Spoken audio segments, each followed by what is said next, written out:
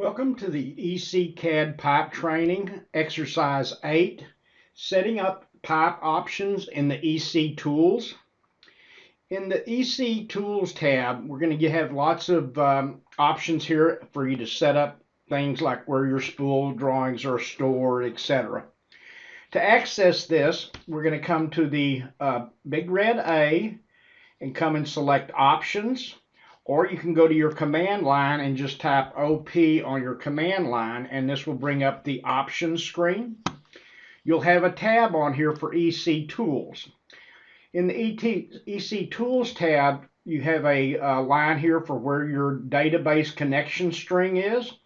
So if you click onto this, you will see here that I've got my server name set up and my database name set up here under Windows Authentication. You also want to be sure that your license is set to combo if you're on the subscription for EC-CAD. That enables you to have everything.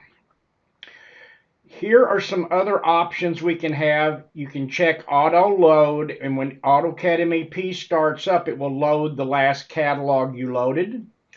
If you have enabled spool drawing revisions, it will give your spools a revision number when you make a change in a spool. You have the EC tooltips you can turn on. Highlight tags on duct, brake duct, auto tagging, and smart connection override. Those are for duct.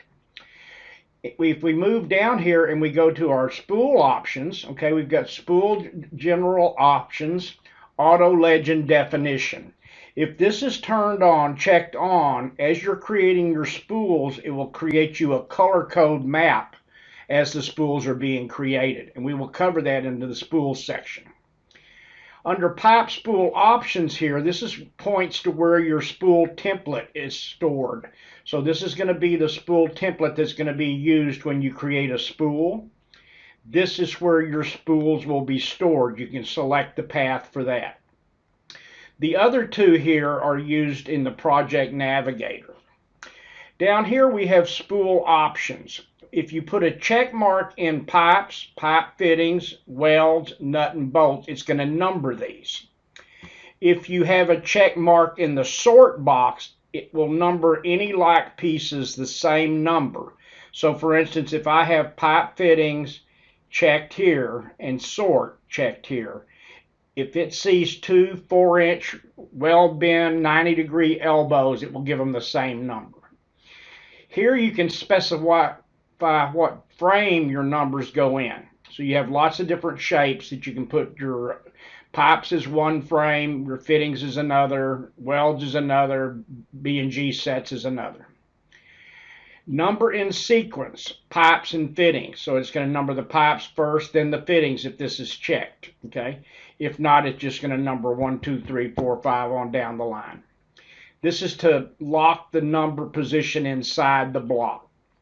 If we move on down, we have other options in here for the pipe.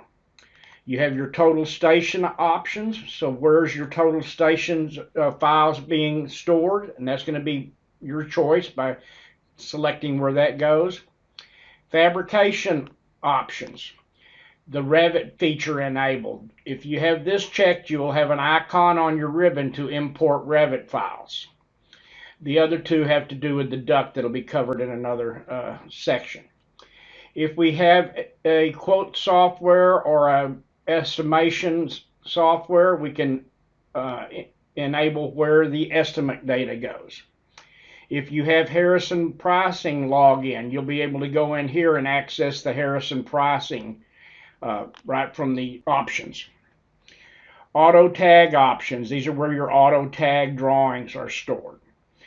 That's the options we have inside here for the EC pipe.